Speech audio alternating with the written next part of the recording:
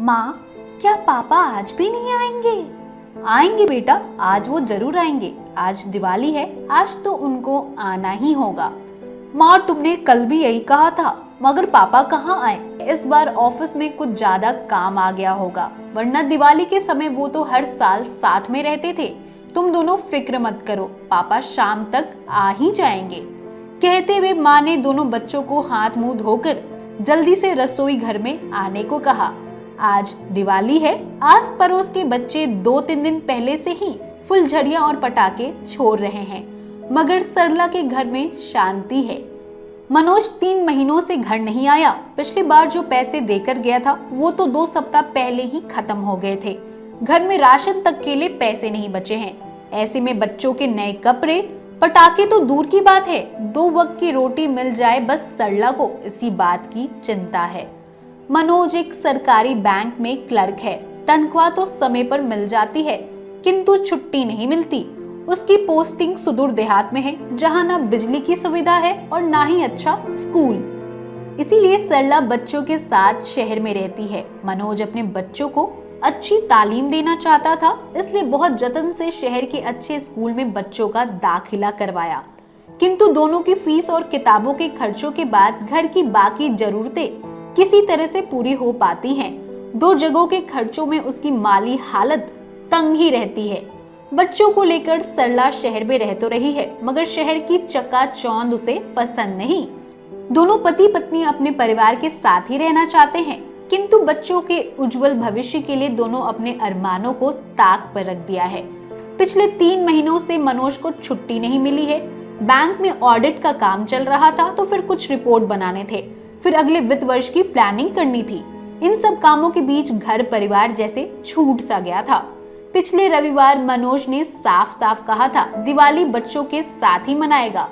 सरला भी निश्चिंत थी कि मनोज के आते ही घर की हालत फिर से ठीक हो जाएगी, मगर जब छोटी दिवाली के दिन भी मनोज नहीं आया तो सरला भी अधीर हो रही थी। दिवाली पर घर में ना कोई मिठाई, न पकवान के लिए राशन, किससे अपनी हालत बयां करे वो।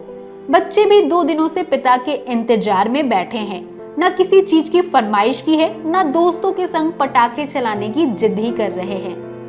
सरला ने तो अपनी ख्वाहिशों को बहुत पहले ही खत्म कर दिया था, किंतु बच्चों को भी मन मसोस कर रहना पड़े तो बात उसे बहुत तकलीफ देती थी।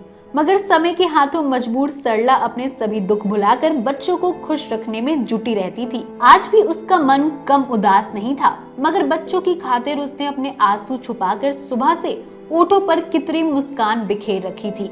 माँ की परेशानी से अनजान बच्चे दिवाली की मिठाई और पटाखों के लिए बेसब्री से पापा की राह देख रहे थे। रसोई में माँ ने दोनों बच्चों को चूड़ा गुड़ खाने को दिया। ये देखकर शंकर बोला, माँ, आज मकर संक्रांति है क्या? हर साल तो तुम पूरी पनीर की सब्जी खिलाती थी, आज चूड़ा क्यों? सरला के पास इस बात का कोई जवाब नहीं था। उसने कहा, तुम्हें तो ये खाना बहुत अच्छा लगता है। आज मेरी तबीयत कुछ ठीक नहीं थी, इसलिए बाजार से सामान नहीं ला सकी। अभी ये खा लो, शाम को तो पकवान बनाऊंगी ही, जी भरकर खा लेना तुम दोनों। तो वही माँ की बात सुनकर मुन्नी बोली, हाँ, मुझे तो चूड़ा गुड़ बहुत अच्छा लगता है। दही भी नहीं है क्या माँ? मुन्नी दही कैसे बनाती? सारा दूध बिल्ली चट कर गई। घर का हाल छुपाने के लिए सरला को जो भी सूझ रहा था वही बहाने बना रही थी। ओह, कोई बात नहीं माँ, बिल्ली को भी भूख लगी होगी। तुम्हारी तबीयत ज्यादा खराब हो तो खाना भी मत बनाओ, हम कुछ भी खा लेंगे। बस तुम शाम तक ठीक हो जाओ, वरना नए कपड़ों में ये बीमार चेहरा कैसा लगेगा, शंकर ने कहा। सरला की आंखों में आंसू आ गए। यहाँ बच्चों घर के हालातों से अनजान दिवाली मनाने के सपने देख रहे थे। वहाँ सरला दिन में उन्हें क्या खिलाएगी, इस उलझन में रोए जा रही थी। मनोज भी तो नहीं आया था। अगर मनोज नहीं आया तो वो बच्चों को कैसे समझा पाएगी, कैसे मनाएंगे उसके बच्चे दिवाली? उसकी आंखों से आंसुओं की धार रुक नहीं रही थी। मुन्नी और शंकर को लगा कि माँ की तबीयत ज्यादा खराब है, सो वो माँ को बिस्तर पर लेकर आ गए। मुन्नी माँ का सिर दबाने लगी और शंकर पैर। बच्चों को इस तरह देखकर माँ के आंसू थम ही नहीं रहे थे। उसने किसी तरह अपने को संभाला और बच्चों को घरौंदा बनाने के लिए छत पर भेज दिया। सरला उठकर फिर रसोई घर गई और खाली डब्बों में कुछ खोजने लगी। न चावल, न दाल, न आटा, न सब्जी, क्या बनाएगी वो बच्चों के लिए? तभी उसे बच्चों के गुल्लक का ध्यान आया। कई सालों से मिट्टी के उस बड़े गुल्लक में तीनों मिलकर पैसे इकट्ठा कर रहे थे। कुछ तो सामान आ ही जाएगा उन पैसों से, यह सोचकर वो उस गुल्लक को लेकर आई, जमीन पर जोर से पटका। सिक्कों की खनखनाहट से सारा कमरा गूंज गया। तो उसमें सिक्कों के साथ साथ 5, 10, 20, 50, 100 और 500 के कई नोट भी थे। 500 के पुराने नोट तो किसी काम के नहीं रह गए थे। इन पैसों से दिवाली मन जाएगी। इस खुशी में सरला को उन 500 नोटों का कोई अफसोस भी नहीं था। सारे सिक्के और पैसों को एक रुमाल में बांधकर उसने अलमारी में संभाल कर रख दिया। कुछ रुपए हाथ में लेकर वो बाजार की ओर निकलने लगी। जाते जाते बच्चों को आवाज लगा गई कि पड़ोस की दुकान से कुछ सामान लेकर तुरंत लौट आएगी। बच्चे घरौंदा बनाने में इतने मशगूल थे कि उन्हें माँ की बात पर ध्यान तक नहीं गया। सरला पास की दुकान से खाना बनाने के लिए जरूरी सामानों के साथ कुछ फुलझड़ियां और दिए लेकर चल पड़ी। मिठाई और कपड़ों में पैसा लगाना उसने उचित नहीं समझा। अगर मनोज नहीं आ पाए तो इन्हीं पैसों से उसे कुछ दिन और घर चलाना पड़ सकता है। यही सोचकर उसने तत्काल के लिए जरूरी सामानों के अलावा कुछ फिजूल खर्च नहीं किया। वापस आते वक्त उसे सुशीला अपनी दूधमुहा बच्ची के साथ सड़क पर बैठी मिली। सुशीला को देखकर उसे बड़ा आश्चर्य हुआ। सुशीला उसके पड़ोस में शर्मा जी के यहाँ काम करती थी। 3 महीने पहले ही बच्चे को जन्म दिया था, सो काम छोड़ दिया था। आज अचानक उसे इस हाल में देखकर सरला को अच्छा नहीं लगा। सरला ने पास जाकर पूछा, अरे सुशीला कैसी हो? बेटी कैसी है? इस वक्त यहाँ क्या कर रही हो? आ गई वापस काम पर क्या?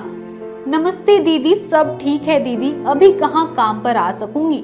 गुड्डी के 3 महीने भी कहाँ पूरे हुए हैं। मैं तो दीदी के यहाँ दिवाली की बख्शीश मांगने गई थी, मगर उन्होंने कहा कि अब जब मैं वहाँ काम नहीं करती तो बख्शीश कैसी, कहकर सुशीला रोने लगी।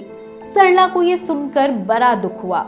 देखो ना दीदी, अब तुमसे क्या छिपाऊं, हम गरीबों के लिए क्या दिवाली क्या दशहरा, 2 वक्त का खाना मिल जाए उसी में खुश रहते हैं।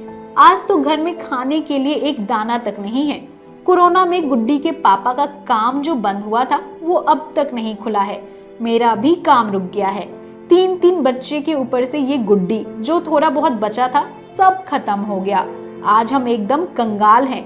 घर की हालत बहुत खराब है दीदी, इसीलिए शर्मा जी के यहाँ मदद मांगने आई थी, कहकर सुशीला फिर रोने लगी।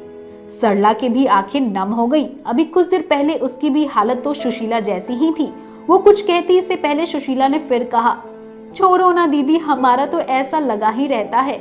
मुन्नी कैसी है? मेरा बिट्टू उसे बहुत याद करता है। गुड्डी के पापा भी अपने पुराने सेठ के पास गए हैं। अगर वहाँ से कोई मदद मिल गई तो कम से कम आज मेरे बच्चे भूखे नहीं सोएंगे, कहकर सुशीला जाने लगी।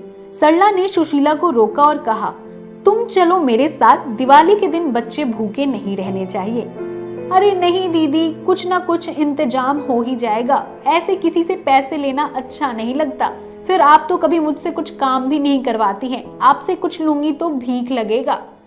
ये कैसी बात कर रही हो सुशीला? भीख कैसा? मैं अपनी मर्जी से दे रही हूँ तुम्हें, तुमने मांगा थोड़ी है। और फिर बच्चों के लिए कुछ करने में मुझे खुशी होगी। आओ मेरे साथ। सरला हाथ पकड़कर सुशीला को अपने घर ले आई। उसने अलमारी से 100 के 2 नोट निकाले, वही जो अभी कुछ देर पहले ही गुल्लक से निकले थे। साथ ही शंकर और मुन्नी के कुछ पुराने कपड़े, अपनी कुछ साड़ियां और मनोज के कुछ कपड़े जो पहले से ही अलग करके रखे थे निकाल लिए। सबको एक थैली में डालकर सुशीला के पास गई। सुशीला, ये कुछ कपड़े हैं, इन्हें रख लो, तुम्हारे काम आ सकते हैं। पैसे तो ज्यादा नहीं है मेरे पास, फिर भी ये रखो, कहते हुए पैसे और कपड़े सुशीला को दे दिए। सुशीला उन्हें देखकर बहुत खुश हो गई। उसने सरला के पैर छूते हुए कहा, दीदी आप आज मेरे लिए साक्षात लक्ष्मी का रूप लेकर आई हैं। आज आपकी वजह से मेरे घर का चूल्हा जलेगा और हम चैन से सो पाएंगे। मैं आपका ये एहसान जीवन भर नहीं भूलूंगी। अरे पगली, इसमें एहसान कैसा? करने वाला तो वो है, हम तो बस माध्यम बनते हैं। सरला को दुआएं देते हुए सुशीला चली गई। बच्चे अब तक नीचे आ गए थे। उन्होंने गुल्लक के टूटे टुकड़ों से अंदाजा लगा लिया था कि माँ ने उनका गुल्लक तोड़ दिया है। माँ, तो क्या इसलिए तुमने खाना नहीं बनाया था? हमारे पास पैसे नहीं थे। माँ के हाथ में सारा सामान देखकर शंकर ने कहा। 8 साल का ये बच्चा बहुत बातें समझने लगा है। सोचते हुए माँ ने कहा, हाँ मगर अब नहीं, अब तो हम ठीक हैं। मुन्नी ने मासूमियत से पूछा, माँ क्या हम गरीब हो गए हैं? अरे नहीं रे पगली, ऐसे कोई गरीब या अमीर थोड़े ही होता है।